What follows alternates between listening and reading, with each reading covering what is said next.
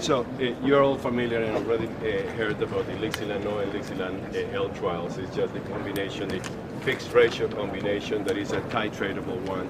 In the previous study with lixisenatide in people who were oral agent failure with metformin and a second oral agent, they remained on metformin. Then they got in the three arms. The lixisenatide got down to 6.5. The glargine did actually very well, down to 6.8%, and the lixi down to 7.2%. So this is given the concept of giving simultaneously two drugs. Now, the both lixi, iglalisib, and ideglira got approved at the EMA both for oral agent failure and for basal insulin failure. They did not get approved in the United States for oral agent failure because the FDA had a very fundamental question. Does it make any difference if you give it simultaneously or if you give it sequential, as most of the guidelines said?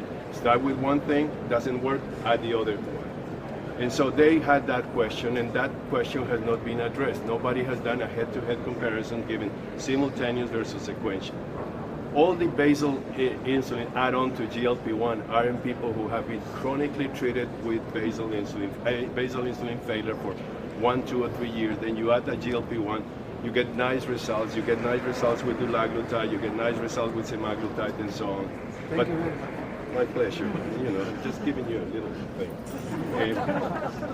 But the question is, what if you do this sequentially, as the guidelines said? You start with glargine first, you don't respond, and 3 months later, you actually add that. And that's exactly what it was done with the Get Gold Duo 1. The Get Gold Duo 1 is a study previously published in people with metformin. You add glargine for 3 months, titrating. Those who do not respond, you add lixisenatide. And then what we did is try to, in a very unorthodox way, compare two studies, but to just make it a little bit more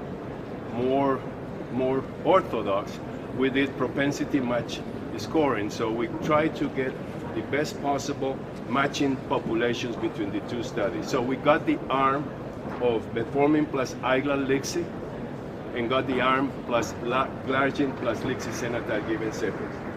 And by doing that in 85 matched pairs, from the same A1C reduction there, you get down to 6.4 and you get 7% if you do sequentially. 3 months of glargine and then you give the lixisenatide. So you can see that you expand, if anything, you have a wide difference there when you do sequential versus simultaneous.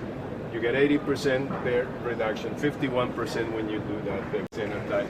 You have much less dose when you give simultaneously, but that's as per study protocol because it was capped at 60 units. And then you don't have improved of hypoglycemia. So this is just a hypothesis generating study just to say the principle testing. The study needs to be done eventually, and hopefully somebody will do it.